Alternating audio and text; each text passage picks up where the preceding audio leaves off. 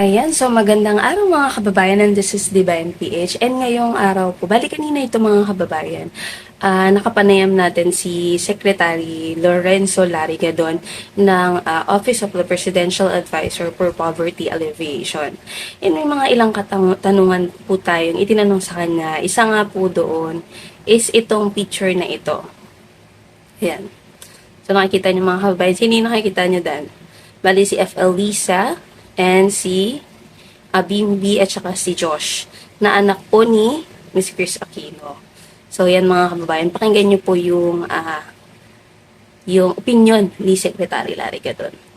Sek, isa po kayo sa mga masugid na pagtanggol ng mga Marcos at hinaharap niyo po yung mga kasinungalingan na ginagawa po laban sa kanila.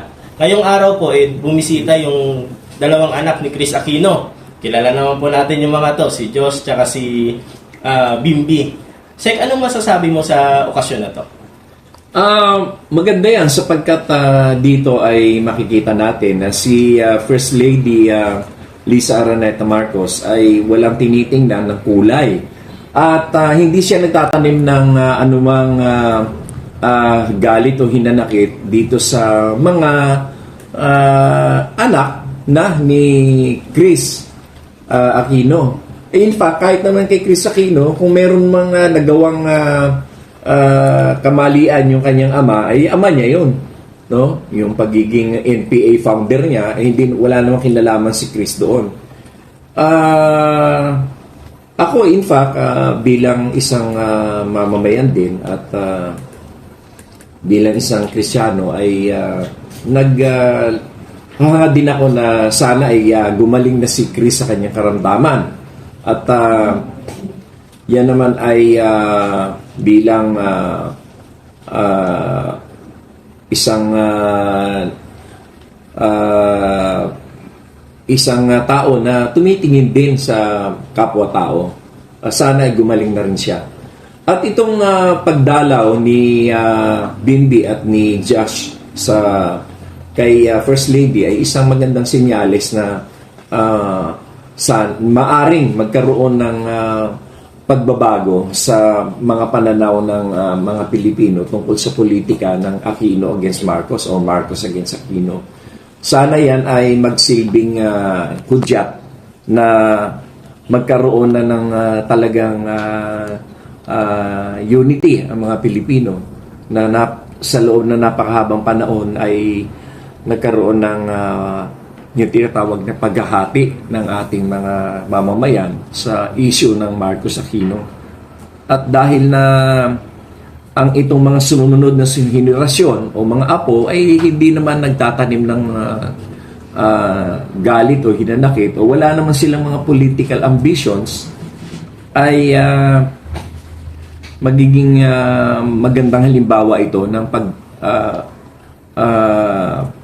pag-unite ng ating mga kababayan. Sana yan ay magtuloy-tuloy na.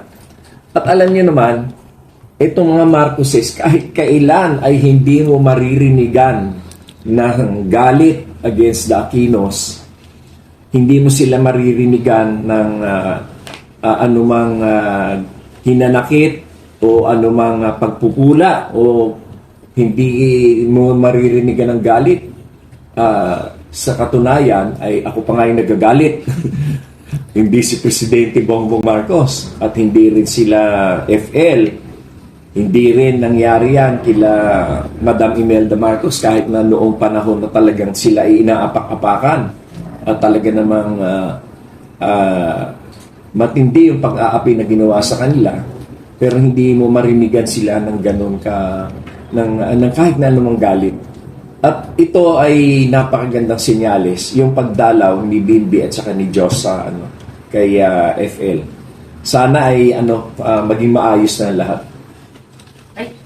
Sik, possible kaya na yung Liberal Party mag-join sa ADCAT administration this coming 2025? Well, hindi ko masabi sapagkat kahit naman noon pa ay magkaiba naman kasi ang kanilang mga political beliefs at magkaiba ang political stand nila.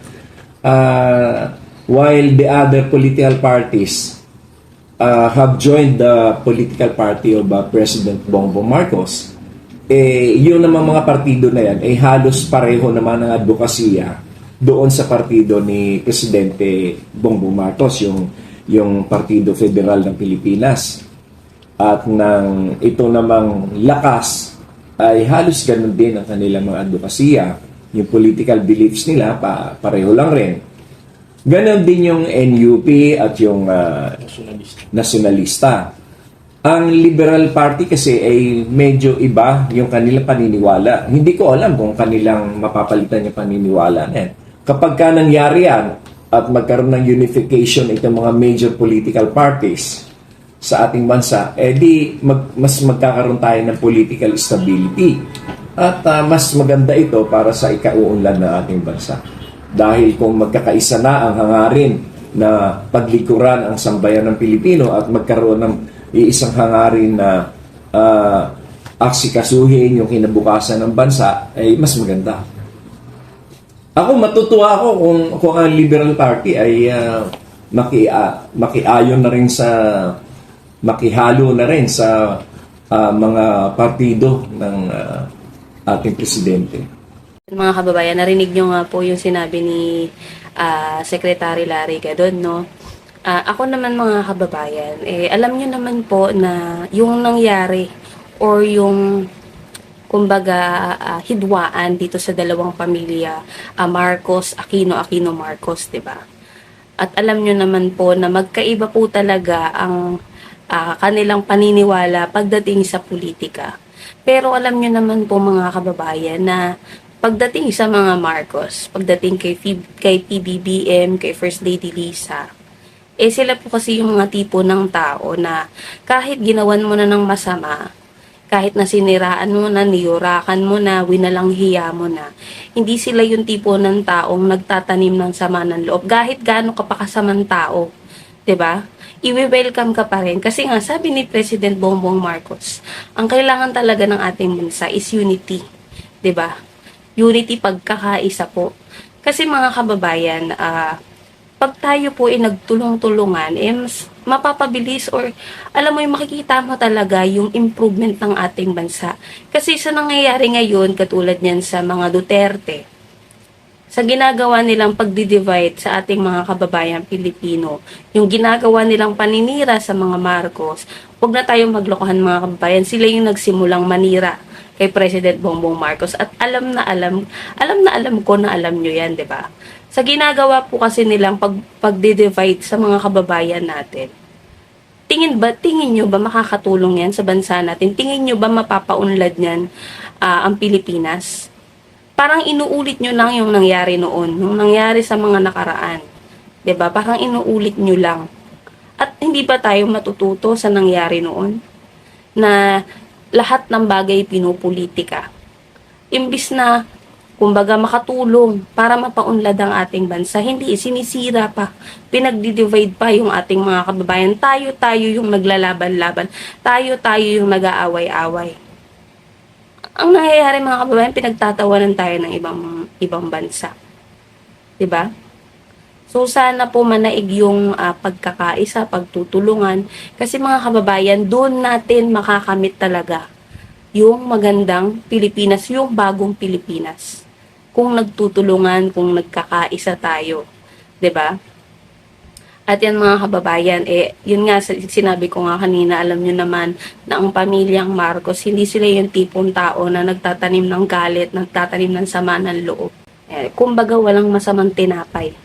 'Di ba? Kahit na binabastos na niyuyurakan niya, sino-sino ba yung mga nanira sa kanya, yung mga nang alipustas na pagkatao niya, 'di ba?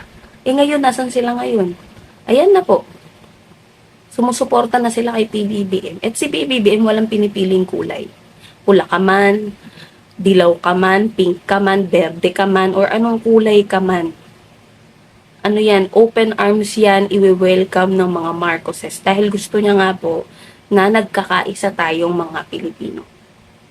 So yan mga kababayan, abangan natin kung ano ba talaga or kung ano yung susunod na mangyayari. Na syempre ako hindi ko rin naman alam yung dahilan bakit bumisita po sila kay First Lady Lisa, pero tingin ko is magandang senyales na to, no, para magkaisa po yung mga pamilya na noong nagkaroon ng hindi magandang history noong mga nagdaang taon pa. So yan mga kababayan, sa lahat po ng hindi pa nakakapag-subscribe sa ating YouTube channel, please do subscribe and i-share nyo po, i-follow nyo, i-like nyo po ang ating mga videos para po mas marami pong mga kababayan natin ang makapanood ng mga proyekto, yung mga ginagawa po ng ating pamahalaan. So yun lamang po and maraming salamat po sa inyo lahat.